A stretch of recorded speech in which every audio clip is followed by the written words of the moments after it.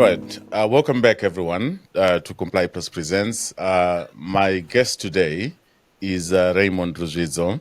So he's somebody that I've known for a while, actually. And Raymond is really a wonderful story, ups and downs, and some really interesting insights into health and social care.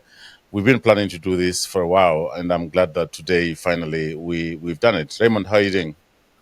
I'm doing okay, Rich. It's great to be here. It's certainly been a long time coming for sure. But Mm. hey, good things come to those that wait, I guess. Exactly, exactly. So Raymond is based in Canada, in Vancouver. Can you tell us a little bit about where you're based? Yeah, I am.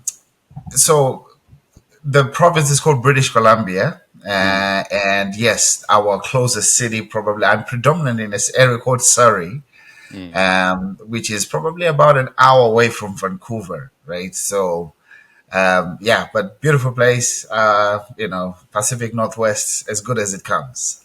mm. So we're going to start the story maybe in England, I guess. We Yeah. have very different story from Birmingham to British Columbia. But look, Raymond, I know a little bit about your personal story, and I know it's a very deeply personal journey that you have taken, the path that you took into health and social care. Can you share that with our audience so that they get a bit of that background? Absolutely. Thank you again for this opportunity. It's wonderful that we could connect or reconnect rather after many years of wanting to somehow our paths almost like interconnected, which as you might know. But my background in health and social care was somewhat personal, as you said, because I don't think it's a path that I probably chose, but I feel like the path chose me, right? Um, of course, like many of people might identify, born in Zimbabwe, rejoined my parents back in the United Kingdom, probably early 2000. Um, and then my first dent into this industry came from a very personal experience where probably just under 4 weeks of being in the UK, my dad had a stroke, which meant I almost like became the main caregiver de facto in the right in the moment, because of course background, culture, heritage would come in. It's almost like, if a loved one gets that ill, especially so suddenly, I was launched into this something that probably I was not prepared for. Just over 20 years old, and I became the main caregiver for my dad. And from then on, I think a few weeks after that, I had my first experience of where an agency sent me into a elderly care setting over somewhere in Coventry there, and that's where my the career really took off. Where all of a sudden, from looking after my own father at home, the next natural progression somehow led me into an elderly care home, looking after about I think 18 residents, and that's it. The story began right there. Mm. Yeah. So, look, I remember that time quite well because I moved to Coventry around that time from London. So our paths sort of that's the first time we got in touch in a way. And I remember that time as well. The difficulty, obviously, because if somebody has a stroke, going through rehabilitation and not knowing how they're going to do. Can you take us back to that? I know it was very painful time at the time, but Yeah, after so many years, that's over 20 years ago now, isn't it? Nearly yeah, 25 years ago. Yeah, yeah, yeah. yeah. No, it's true. Uh, Again, I'm happy to relive this experience because again, every beautiful story that ends up, I cannot again take away from anything that I went through. These experiences, which has gone on to shape on who I was. But again, it's something that was very sudden. Dad drove all the way from Coventry to Manchester, Salford. Got there and relaxed for the evening. Then I just got a almost somewhat a violent knock at my door around 2 in the morning to say Dad wasn't well, and an ambulance had to show up, and of course, getting out of my sleep, got to a point where I could see dad on a stretcher going down a couple of 5 flights of stairs. This is 2 a.m. Of course, we could not, get him to the hospital straight away. Well, we were not allowed to go to the hospital straight away. But Rich, I think what we saw a couple of hours later, by the time we got to Salford Hospital, I believe, at the time, we could not see him straight away. But again, his stroke had been caused by a brain hemorrhage, which means they had to open up his head. By the time we visited him a couple of hours later, I can tell you that the scene was quite unsightly, to say the least. They had opened up his head. He had lots of tubes connected the entire body, and trying to monitor the pressure in his head. It was quite a massive hemorrhagic stroke. Something which again I've gone on to understand with everything where the path has gone through now. But in the moment, I think my memory serves me well, he could have been in a state of a coma. I think for about 6 weeks, just under 6 weeks. I remember I used to rejoice, Rich, where we would visit him, and would our rejoicing, or what brought a smile to our faces, that he moved his finger. Okay, dad moved his finger today. Dad twitched a little bit. Dad did this. So it became a long journey from, opening of the eyes and taken away from the ventilator, and, starting to learn to speak, and just knowing which parts of his body had been affected. And this left like a left-sided paralysis, on his entire body, of course. And then after that, it became a long road to recovery, rehabilitation. He was moved from Manchester back to Leamington Spa, rehab there, stayed there for a couple of months. Never quite fully got his mobility back. He was quite an active man at the time. But again, that became my story of having to countless trips to Leamington Spa rehab, having to, again, somebody was fully mobile, now he's not in a wheelchair, care dependent on the people that are around him. And with that, of course, we're having to navigate the life in diaspora, having to go to work. I also had started a stint in a care course, trying to manage all of that.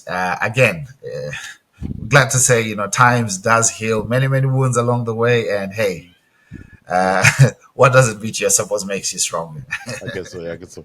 Well, what a story! Because obviously, like say, we know each other. We've known each other for a while, and I remember those days as well. Because I went to see him in Leamington Spa as well, at the Heathcote. Yeah, I think it was Heathcote Rehab Hospital, and for somebody who was up and about, he's just doing his own thing. To see him like that, it was quite a sad time.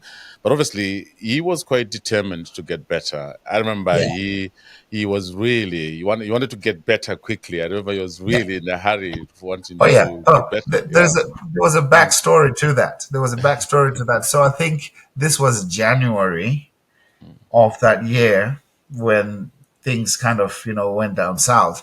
But I think September of the very same year, he was due to go to nursing school. Yeah. So talk of the will to try and get better in time for that. He wanted to get back, into driving. These are some of the values that life teaches you, that one day you're well, the very next day things can change, and you're now fully dependent on people that are around you. And again, I probably am preempting myself and going ahead of myself here, but again, those are some of the precious life values that you tend to now appreciate as life goes on, to just say, hey, take each day as it comes. If you're going to make an impact, you have today, right? Exactly. To be able to, I came across a quote that I'd like to drop here to just say, it says, one man said, the grave site is probably the richest place on earth, because it's filled with books that were never written, stories that were never told. So for me to have this platform that you've created for us to curate some of these life experiences, I think is invaluable. So out of his determination has come out of, this experience now where we can look back and just appreciate the lessons maybe that we might not have appreciated each moment, each hospital visit, each potential fall, having to navigate, bathing aids, and transfer to the car, and having to just navigate just what it looks like to navigate past the paralysis, and having to learn to write, and memory losses, and just trying to make sure somebody gets rehabilitated into the normal society, and he's quite an active man, as you know, quite well known, and having to now just, see him being dependent on other people. Yeah, those are things that will, you look at life in a very different way. You look at what is one. Disability is not inability. How about that? Exactly. Exactly. Right? So you Yeah. start to, Mm, mm, it does drive you forward like that. yeah. Thank you for that. I think is we can't go and talk about your career without talking about this, right? And I I'm appreciate it. really, I'm happy to actually hear your thoughts actually, because we never talked about it, because No, even all the years that we our paths crossed, sometimes we worked together and did things together, we never talked about it, no, like no. say, for men, we keep things there and we take them Whew, to the grave sometimes. But I think yes, sir. it's a very interesting start from there, where you then in the care sector.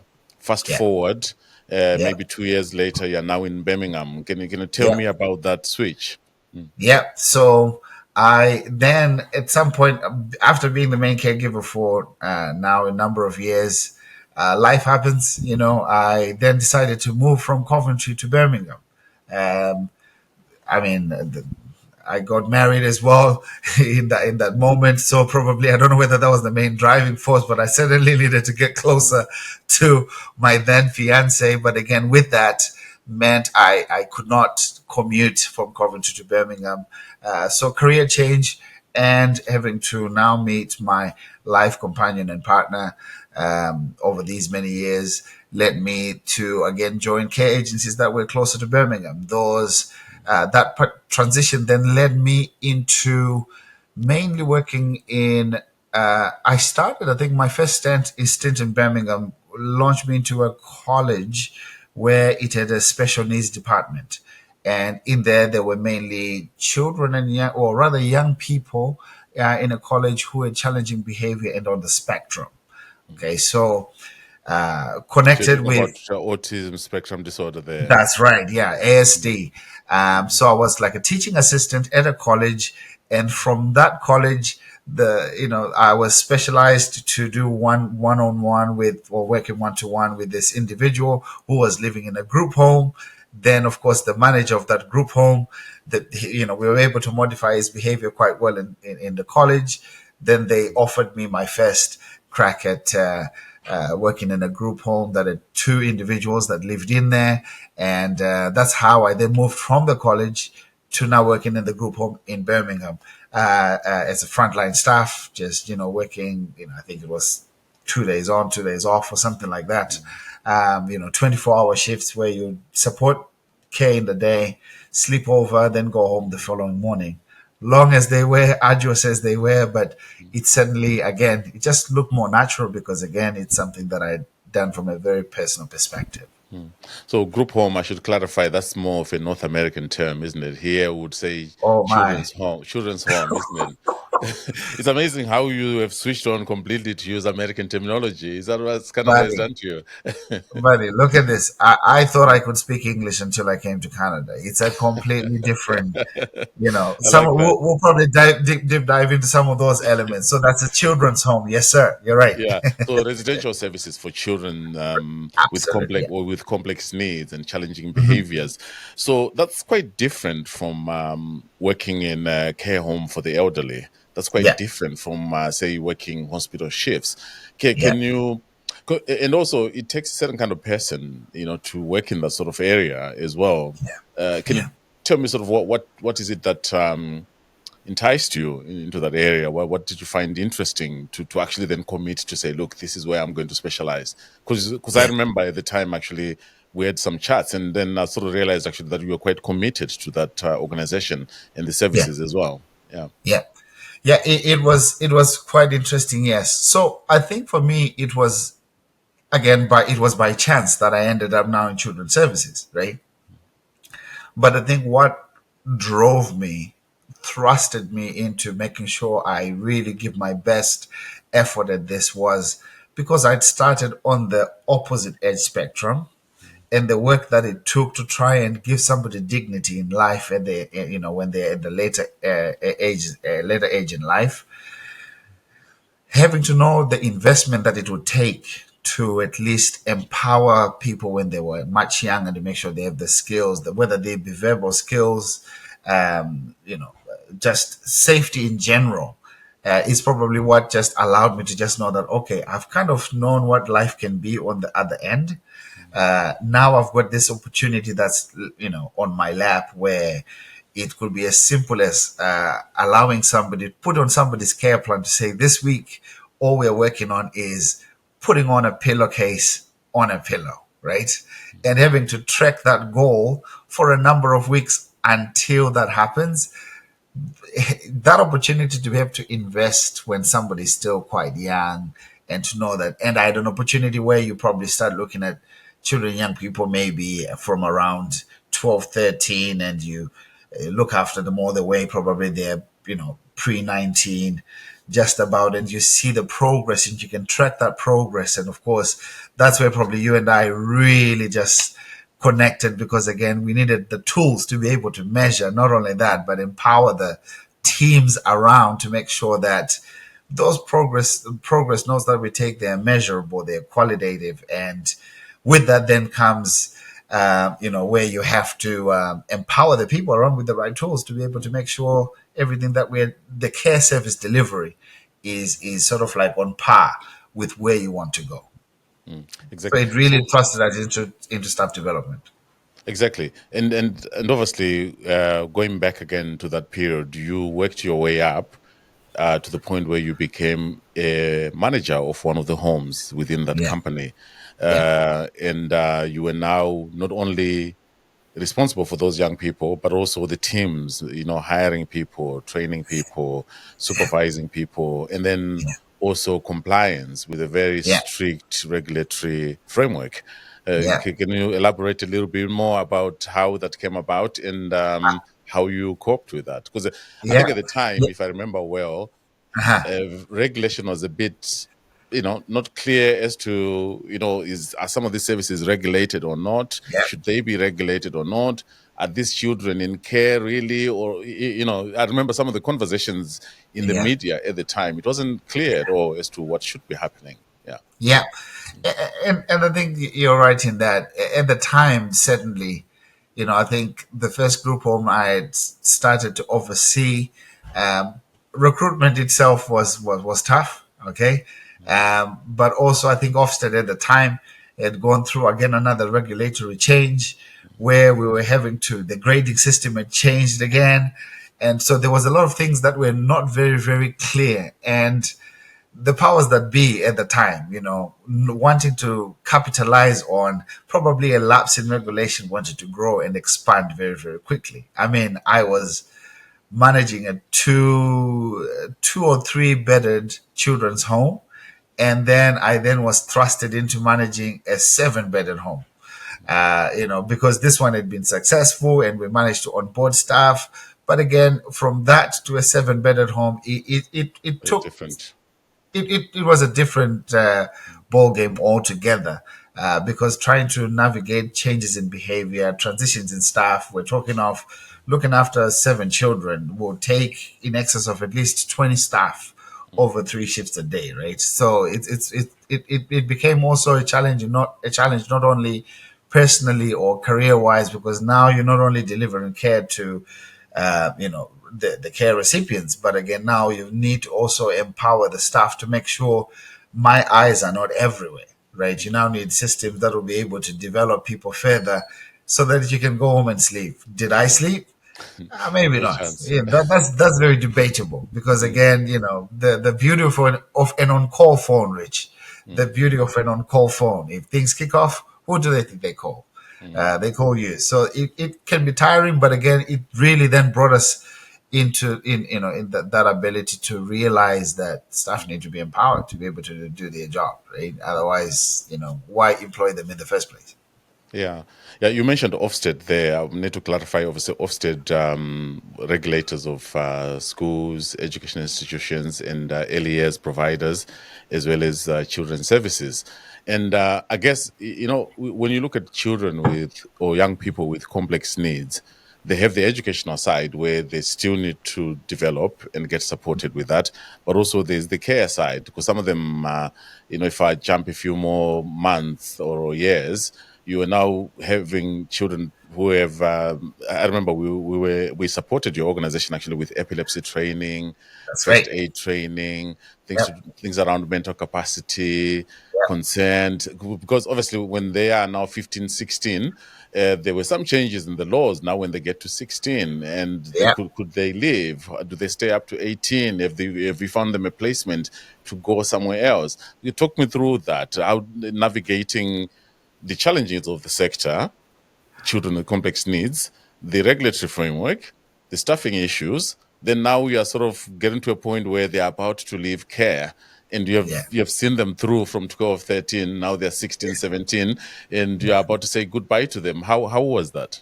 Mm, mm, Yeah. It was challenging in this. I remember vividly at the time, especially around the regulatory framework. In that, look, a child who could be 18 today, a day away from their 19-year-old birthday, okay, same needs. They have a full funding, probably, pre 19. Then a day after their 19th birthday, all of a sudden that funding would just suddenly disappear. Just think, hang on a minute. Look, just yesterday, this child was on 2-to-1, funding model. What has changed since just yesterday? Does it mean now we just drop everything? So it's sort of like now started to change even our perceptions of what it meant to empower these youths, to be able to almost like life post 19. It even also empowered the organization I was working with to also look at possibly even looking at opening group homes to also maybe transition those same or children's homes to transition those same youths into adult care. I think it had a name. What was it again? Adult services. Living care or something like that. Yeah. But it's adult services, adult social care services. If Yeah, adult social care. Who was the from 18 regulator? Who to was the 65. regulator? Yeah. Yeah, exactly. Mm, So there was those elements again where now on a day-to-day basis we needed help. Like that's where me and you connected. We needed help with mandatory training, just to be able to bring people up to date and making sure it's our training matrix was not just one on paper and not followed through, because again with that regulatory training and at the time was something that was really really big. So to also change the perceptions of the powers that be, i.e. the employers, the owners of the care home, was something that was probably a bit challenging to navigate. Just realize that no, we don't just want to stay compliant in quotes, but we have to also realize that the small measures and the things that we are doing on a day-to-day basis is what's going to then allow us to get those outcomes based approaches that we are looking for at the end of the day. yeah. So navigating that part was quite difficult, but again, I'm glad we had your support and our connection managed to yield some success at the time, and it certainly changed the attitude overall within the organization, the importance Mm. of staying up to date with our training. Look, I was quite. It was a very good organization to work with in the sense that the first bit of work we did was actually not in your home; it was in That's right. another home. Yeah. But we were training your team as well because they Yeah. wanted to train everyone within the Yeah. organization. And there are always challenges when people are running organizations. Even up to now, people want to tick boxes.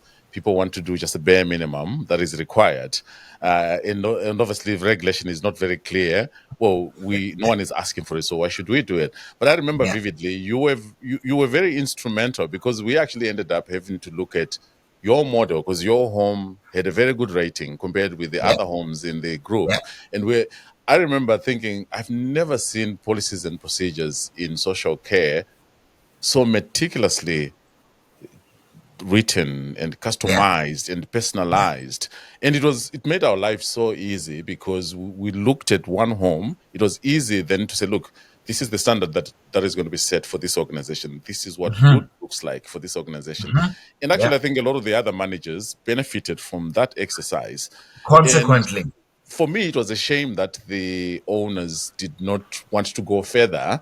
But for me, it was almost like, well, this is how care organizations should be run. And I'll never forget that up to now, where even now we deal with more children's homes now. We're not as Hmm. involved. It's more Hmm. about providing them solutions. But I always go back to say, look, I remember actually Raymond, like his home, the policies were meticulously filed and people knew what they were doing. They were linked to the Hmm. training, they were linked to the Hmm. outcomes. And you were fussy as well about the outcomes, and I Yeah. know, from another side as well, because you wanted to go into training and you're a Yeah. very keen student wanting to understand actually how to develop training properly. How do you assess the needs? How do you do the aims, objectives, and learning outcomes? And you came onto one of our programs, train the trainer programs. Very Yeah. keen student, I must say. And, and I remember some of those conversations. Do you remember those days? And do those things stay with you up to now? Because those were the foundational days, I believe.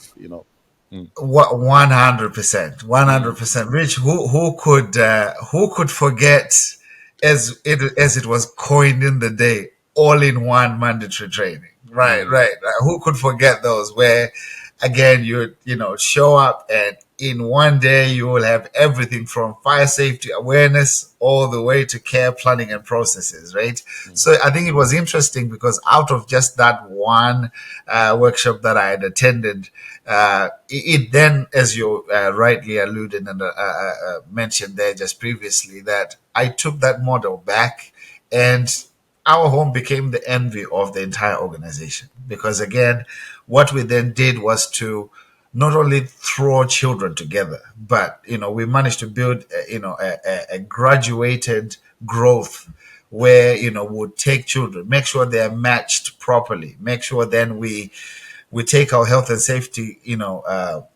requirements and health and safety mandates seriously, to just know that, hey, ultimately, again, I think we actually changed the understanding of the people that just don't want to come back to work to get hurt. mm, Okay. Because some of these children that we were looking at against were quite aggressive. So how do you then get to modify that behavior, and how do you change staff attitudes, to be able to know that, okay, when they come to work, if something happens, it's dealt with properly, but also what skills can they garner from what the organization is trying to do as in their bid to grow, and also protect staff while delivering good quality service that's not just functional, when we just know, okay, the regulator could knock at the door any moment. There was those feeling in the air to just think, mm, okay, it's time to crack up the whip. But mm, no, don't be reactive. mm, Why not plan things in a proactive manner, so that at least you don't react, but you learn to respond? And nothing beats that mm. than having proper systems in place that's transparent. And it took some transparent conversations. You know very well. It took some transparent conversations. Yeah, The yeah. first ones were not easy though, because again, when we had started, you pushed us quite a bit, Rich. You Mm. pushed us quite a bit. I was what they called a purist, and some organizations didn't like our approach because you talked about the all-in-one day mandatory training. We didn't like it at all, but we realized actually that that was our entry point. So organizations that had fires burning would call us to come and do that. Then we come in, it was good, high impact, where you're assessing where they are. Then you do a proper needs analysis. But then a lot of Yeah, them would want to just end there, say, well, we've ticked the box. Why should you come back again? But I like the fact that you convinced your directors to invest.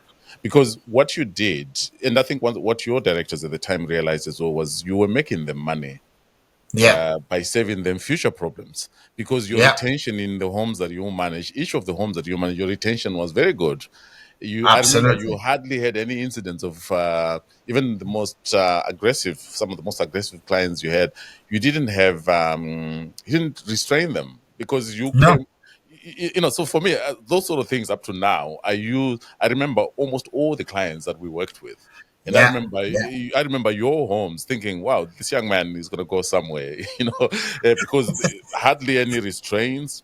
Yet, actually, these children, when they came into this service, they were supposedly violent and yeah, aggressive, and they were not taking their medication. There were safeguarding issues. Yeah. Okay, put them with Raymond for 3, 4, 5 weeks, and there's good Yeah. as gold. You know, Yeah. Hey, so so I've got to give you credit for that as well, because thank you. the care sector, because back in the days, actually, people used to say it's as strong as bricks.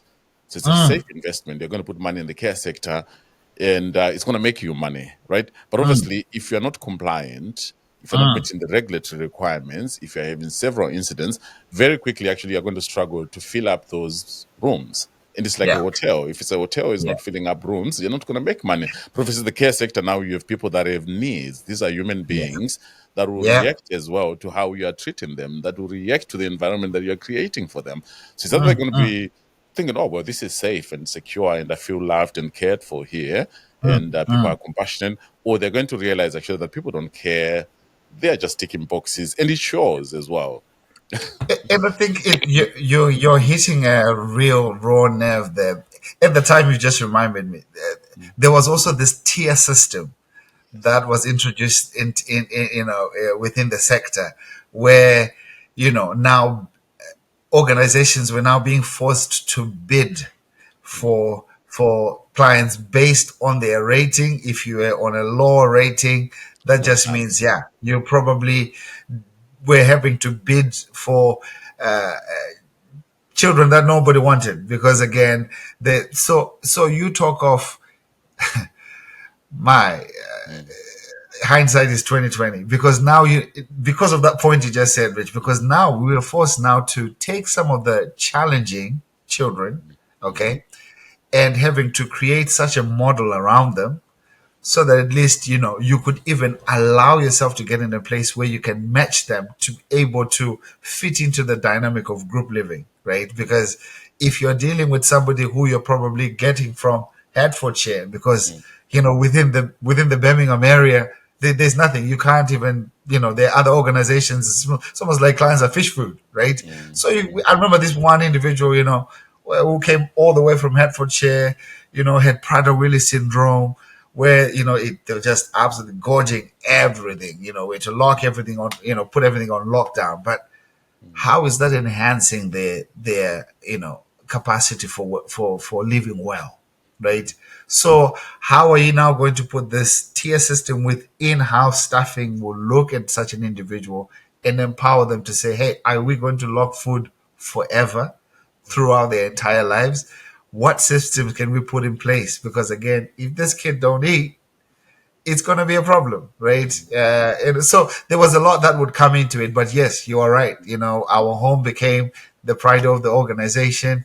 And that also allowed me, even it challenged my leadership capacities as well, because mm, I realized that you can't lead alone, right? mm, So you have to upskill other people, from who are working with you, and it probably up until this day has gone on to help me curate some good fundamental leadership skills, to just know that success without a successor could be ultimately failure. It's important to empower other people. If you're privileged to learn certain skills, empower other people, so that at least it's not, you don't have a leadership vault where it's just you and you alone. No, empower other people so that you can capacitate people to make decisions.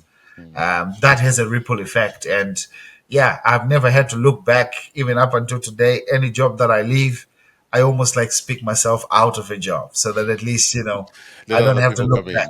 in. Mm. Yeah.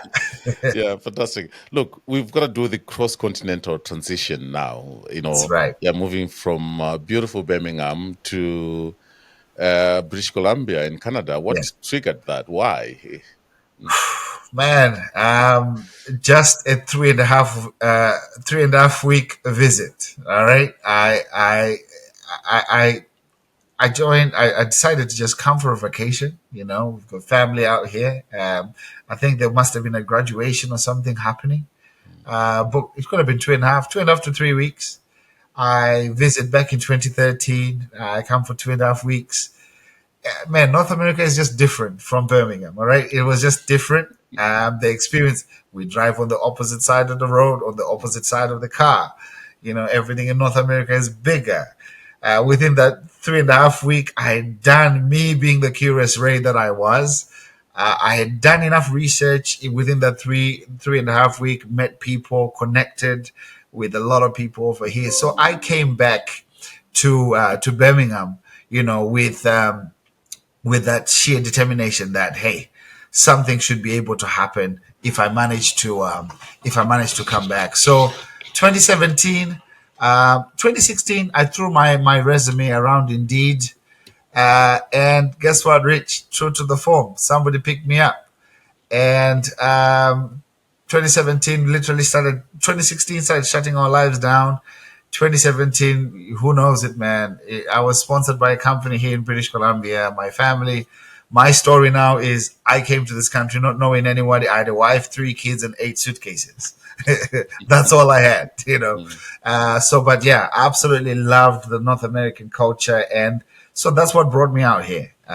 Sponsored by a company to come and same industry, looking after a couple of group homes, children's care homes, facilities, with again, children and young people with challenging behavior, um, anything on the autistic autism spectrum disorder, challenging behavior, mental health, the full works, So just that experience now all made sense after I came here. All right. So let's talk about that move to Canada, right? So you get sponsored by a company, again in children's services. What's different compared with the UK? What was the same and what was different? Right. So right off the back, from the moment of landing, what I quickly noticed was the funding model. The funding model was pretty different. It almost felt like over there things are more regulated, almost like under at the time Her Majesty's government, right? Um, Over here, things were not funded that way. Like it's almost like anybody with a good bank account could go and get a house, go and to the local authority and tell them, I've got a number of stuff here. This is our business model, and we can look after children. And again, with the right rating system or the right vetting system, rather, if I can put it that way, you're able to set up a group home and start looking after people with challenging behavior. So the funding model is completely different. Where we've got even other families who would probably be much more involved. Where all you probably need a minimum requirement would be having being subject to having a social worker on board. Once a social worker is there, they're able to come and assess the home, see what model that you're running, the staffing that you're going to bring. So with that came this almost like somewhat of a frustration, because you then just realize that I was almost like spoiled, from when I was in the UK, Birmingham. And also another difference that pretty much hit me in the first couple of weeks. I remember a cousin of ours, crying us, who you know very well, almost like could notice that I was getting frustrated because things in North America, Rich, are slow. 2017, they were still faxing documents. I remember we stopped faxing things back in 2003, 2004. We're talking 2017, the year of our Lord. Things are still being faxed. It's almost like, yeah, send me a fax. I'm thinking, hang on a minute. Why not, password documents so to say the least, I'm part of the system now, so I need to be careful also. But I had to realize that almost like scale back and, you know, take myself back a little bit and probably develop this bird's eye view to say, hang on a minute, what am I dealing with here? Because otherwise, I can certainly tell you it did yield some frustrations in those first couple of weeks where you are just thinking, hang on a minute, are you trying to say we don't have, like, there's no training matrix? What? Like, how is it possible that this is not something that's drilled into how our organizations run? But in saying that, I had to pivot in now trying to just say, not realizing that I couldn't change this is how the system ran. But instead, what I had to do, Rich, was to gradually introduce these almost like as pod ideas, right? To say, look, it does help. We might not probably need to check our training matrix every single month, but how about if we start introducing workshops where if you get a new client being referred to you, why don't we actually speak as a team? Why don't we look at the strengths and, hey, it took me back to the SWOT analysis back in your office, Rich. Let's look at this. Do we actually have the capacity to look after this individual? There's power in actually saying no, maybe not this time, because again, it just will come and land on a few heads that probably might not be responsible for the day-to-day care of supporting an individual who comes into a group home or facility or children's care home. So those were some of the challenges just right off the bat, to just realize that I had to almost like scale back, because otherwise it would have led into a lot of frustration. So all to say, there's definitely room to be able to it'll take almost like a seismic cultural shift on that professional levels to try and instill some of the values that we probably took for granted while I was in the United Kingdom. So, look, I've my work has taken me around the world a bit as Yeah, well. People always joke, actually say, "Oh, you're from England. You guys overregulate everything." Right. And we get used to working in a heavily regulated environment without yeah, even appreciating actually because sometimes it's a bit reactionary as well. Some of the regulations that we've had here are sometimes in knee jerk in a bit, but you get to appreciate why you need checks and balances. You get yeah, to appreciate why organizations need to register for regulated services and why those yeah, services are regulated. Um, but then when you're in an environment where there's very little, if any, regulation at all, the entry barrier, like say, oh, you could just buy a house and set up and then bingo, you go and get clients. You need a level of self-regulation, isn't it? So how much did what you did in the UK before you went to Canada shape how your career then took off in Canada? Because I know you went in a you moved fairly quickly and you yeah, pivoted. Was that part of the frustration that forced you to pivot, yeah, or was that a need to sort of get up and go and change things in a way? yeah. Mm. Yeah, I would say probably a little bit of both, because again, within the first couple of weeks, I had to almost like slow down, because again, it was tiring. It became to a point where it's tiring, because you show up, you try to suggest things, but you're not realizing culturally there are people that have been sitting in these roles for the last 15 years. And oh, needless to say, also, Rich, I came in on quite almost like on a frontline role, okay? Because they almost just needed me for work permit purposes and everything else that comes with it. They knew my resume, my CV was quite stacked with experience, but at the same time, they had no role for me. So they created a role for me just for me to come in. And quickly within 6 weeks, I got promoted to a deputy level. Soon after that, they just said, "Hey, look, we're going to move that supervisor from there so that you can take over that group home," which successfully happened.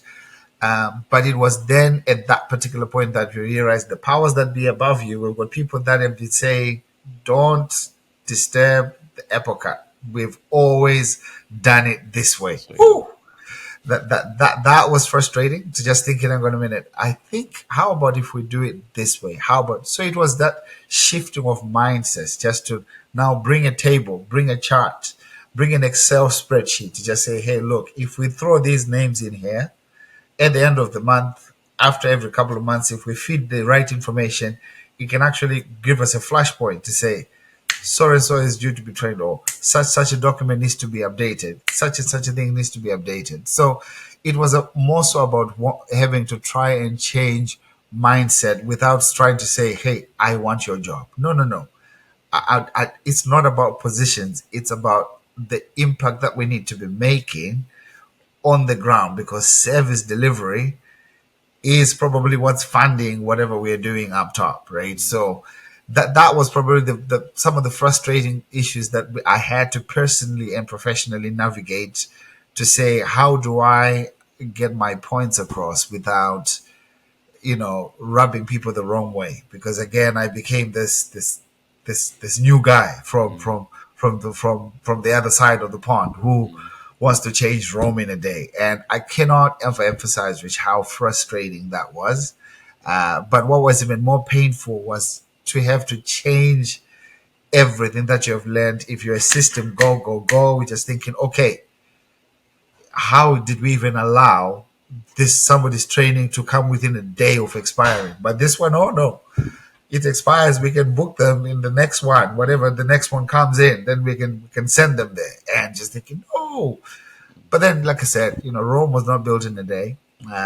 We had to just quickly maybe show the benefits of what it means to either not only empower from within, but then it then almost like led me out to then start to think, okay, there's more that can be done in from a training perspective, where you choose to impact organization in other ways, right? In other ways.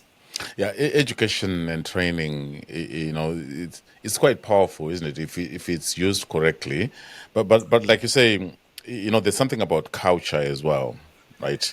And obviously so I know some of the things that you do now. You train people, even including psychological first aid, Yeah. and obviously looking at the culture of organizations as well. You deal with that psychological safety. You Yeah. incorporate that, because I know one of the things that I really admire about leaders like you is your ability to take what you have learned, and bring it and use it in the workplace to influence culture, right? And talk me through that, because obviously you moved to a training role, which has led you to where you are now. So what was the transition like, and how did it shape the leader that you have become now, in the sense? Yeah.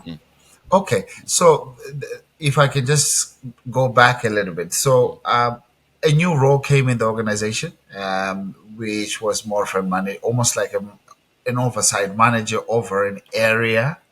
And I actually attempted to, somebody recommended that, hey, Ray, look, your experience over in the UK could not directly transition to what we have organizationally. That role was probably two steps above, but I was fortunate to possess the skills, the soft skills and hardcore skills that was needed to be able to go for it. But again, I attempted to that role, and I unfortunately did not get it. So the positive thing that came out of that interview then was, one of the directors said, Ray, you interviewed so well. I think seniority rules, by the way, here. The amount of years that you stay in a role has a bigger say into where you transition into your next role within the organization. So the person who got the role in front of me, who was the preferred candidate, had more experience in the organization, had done, been there for a number of years. So, but again, I digress. The positive outcome that came out of that is, what else would you like to do? Woo! What else would you like to do? I was like, okay, look, training. Training is exactly what I would like to do. So that then brought me into, back in the UK. I had become also, within that last organization we connected, there was another training called Team Teach, which is like a violence prevention program. So over here, I then went, they sent me for a workshop, to a train the trainer workshop, which again became natural to me, for nonviolent crisis intervention, NVCI. So that's how I got my first license into that.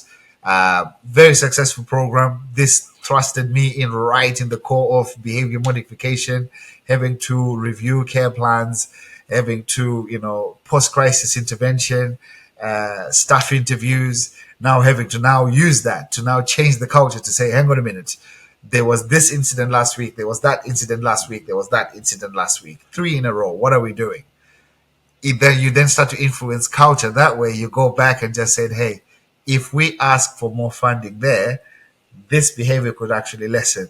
If we plug in that training there, staff will know what to do next time. So that's how my voice became elevated within the organization, almost like as the go-to person to get a recommendation as to what needs to be done. So again, of course, working as part of a team of clinical teams, psychologists, and all sorts. So that just thrusted me right into the center of everything to do with with training, but then more so whatever the organization needed, which again ended me having to wear the Red Cross hat, where started training all first aid core programs. But again, maybe I digress a little bit. I don't know No, if no, I've no. answered. That's my next question, actually, that transition then, because you actually ended up providing training not just to care workers, but even Yeah, to clinical staff in the hospitals, that's doctors right. and nurses. And Yeah, one day you are training people on a site outdoors, another day you are in a hospital. How yeah, did that come across? Because yeah, of course I know that you did quite a lot of experience, but originally you were really focused on social care, children's services. yeah, How did that yeah. come about, that transition?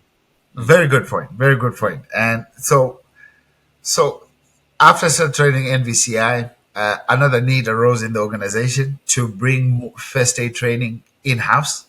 And of course, they approached me for that. I was like, "Phew, of course, that's just another hat on me." Um, so the transition happened because now I changed departments from just looking after care homes for two children with challenging behavior. There's fetal alcohol syndrome, FAS, which is quite big here. Um, you know, um, so from that, after I changed departments, I changed my role to a coordinator. So it allowed me to now almost like have a caseload of about 40 individuals. So it really exposed me to the underbelly of the organization somewhat, because now, as a big organization as it was, it just brought me into different sectors of the organization and allowed me for my conversations to even get larger. But in typical Raymond fashion, I spoke myself out of that job. And again, I managed to connect to another individual who then, after I got trained to to train individuals for first aid or just emergency first aid, standard first aid to start with, I then joined another organization which was predominantly all to do with training. So I started teaching first aid training for them, emergency and standard, but then went on to take every single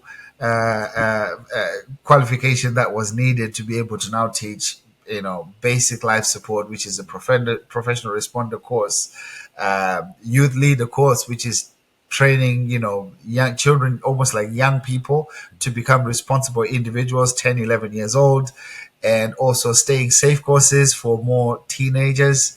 And of course, with that brought me also psychological first aid training organization, how to be psychologically safe. This now became a main thrust, as to say, hey, before we get to the mental health training, no, how do we teach people to be psychologically safe to begin with, so that the problems don't ripple out into a full scale mental health meltdown? So again, conversation that comes in that, it then throws you into these spaces, from companies that make batteries for electric cars, they need first aid, the affected to, staff, yeah. yeah, hospitals, nurses, doctors. Hey, it just opened up a whole world of into the training space, which is absolutely something that I love, breathe, and live for each and every day now. So you're fully licensed. I know it's Red Cross there that's mostly Yeah, responsible for this sort of training. yeah, You're fully licensed now. yeah, Yeah. So look, what's the future like then? Because we talked about the beginnings, starting here in England, some of the challenges, and your old man later on passed away, isn't it? We haven't yeah. touched on that, but Oh yeah, he went on to live several more years, didn't yeah, he? And yeah. He did. sorry, go ahead. Mm. Yeah, he did. Yeah, definitely. So he went on to live another 7 years after that. And thanks for circling back to that. Mm, Um, he lived on another 7 years after that. But again, it was more the challenges of the transition in lifestyle, mm, right? That I think probably affected him more because again, he just needed other people to look after him. He even mm, made a deliberate decision to move back to Zimbabwe. mm, After I got married, it was like, hey, young man, look, you've got your own life. I've lived my own life. Let me go home and rest because what am I doing here? All you are doing is you're now living in Birmingham. I'm still in Coventry. If you hear that I've had a fall, you have to leave whatever you're doing and come over here. Let me go home. So he went home, enjoyed the last bit of his, of his life back there before he passed on. So again, that was that. But hey, I did the best that I could, and I'm glad he saw some of the highlights of me growing up and me having to be close to him. But yeah, in terms of the future over here in North America, it is just to keep on growing, changing staff attitude by through training and development, empowering people to just value the effectiveness of good training, right? mm, Um, One of the things that has now really allowed me to be different in the way that I deliver training, Rich, is I am the trainer that I never had, right? I've really learned to value that. I'm the trainer that I have never had. Um, I've almost like I'm at a stage in life where I'm amalgamating all the experiences that I've had, right, in my life to culminate to this moment where you're just thinking, okay, how do I draw back from my past to be able to now holistically bring that into who I am now? So that has made a great difference where you people can come into your training and say, look, well, I've been in this industry for 30, 40, 45 years. I've had for example, just a first aid training for every 3 years. But I've never had it like this because part of what I'm really driving and challenging myself, Richard, is um, it's almost like anytime I'm teaching any audience that I have, it's almost like I'm teaching myself as I'm also sitting down. So this allows things to not only be clear, be concise, but also cater to a different demographic. How do you see people in a room?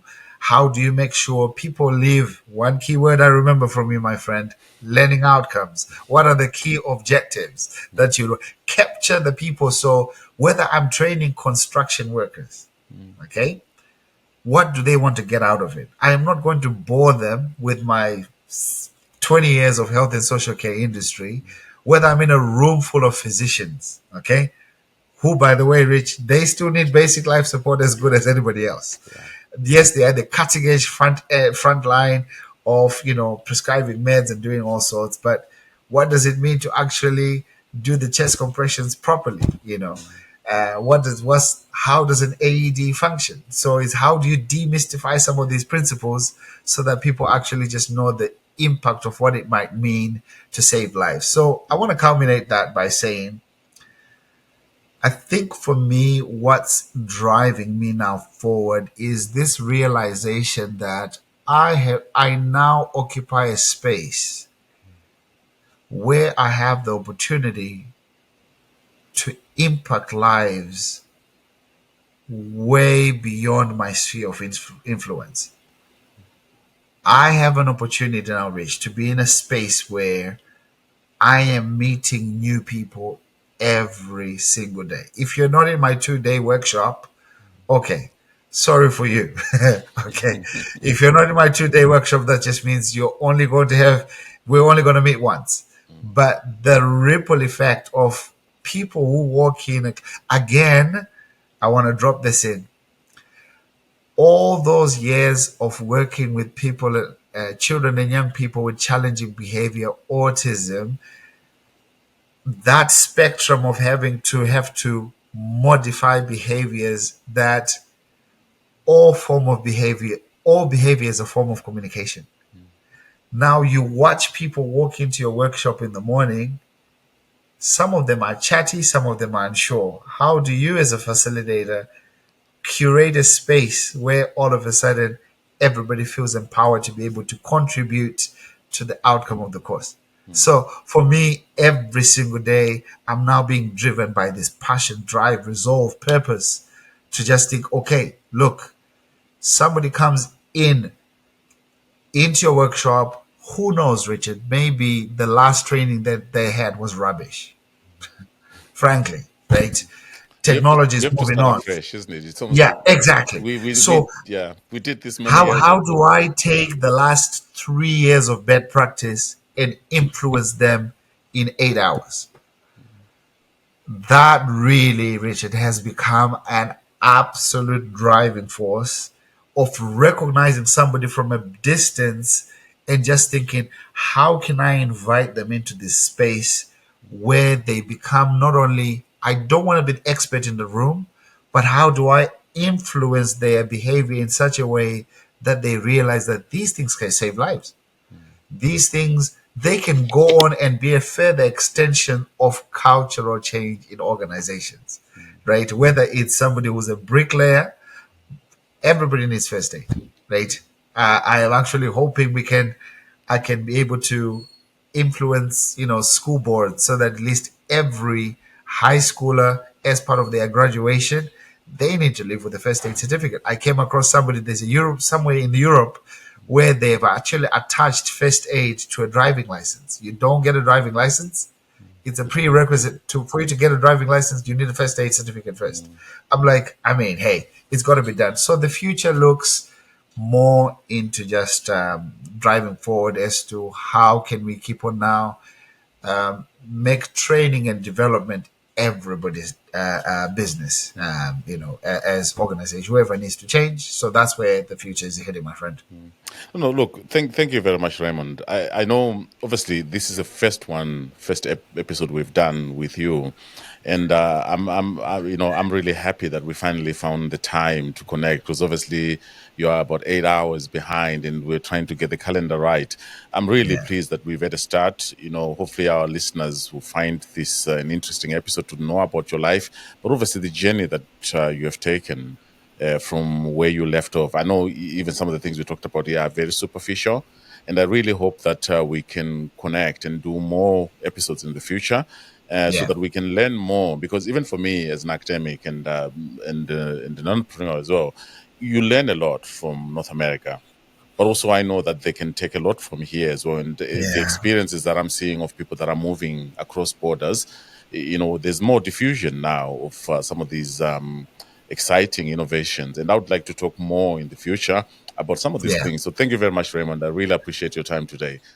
Absolutely. And I again, likewise, I would like to appreciate and even navigating some of our tech challenges this morning has been quite a feat on its own. But again, hey, we're off now. I know we've been speaking long time coming. Yeah. I'm excited just to be in this space with you and just to know I'm always again following you on social media platforms and to see all the moves that are happening there. So I look forward definitely deep diving into how some of those things can be further interpreted here on the ground, and even to deep dive about the day to day aspects of how we are still impacting change and influencing organization, to look at training and development at the core structure of how organizations move forward. So yeah, I look forward to those next conversations, Richard. Fantastic, Raymond. Thank you very much. So people can find you on LinkedIn. So Raymond That's right. Ruzvidzo. We're going to Yeah. share on our socials as well. And if people want to Yeah. get in touch with you, LinkedIn is the best one, isn't it? Yeah. Yeah, yeah, Fantastic. sounds good. Yeah, LinkedIn for now is definitely one that I'm looking to hopefully even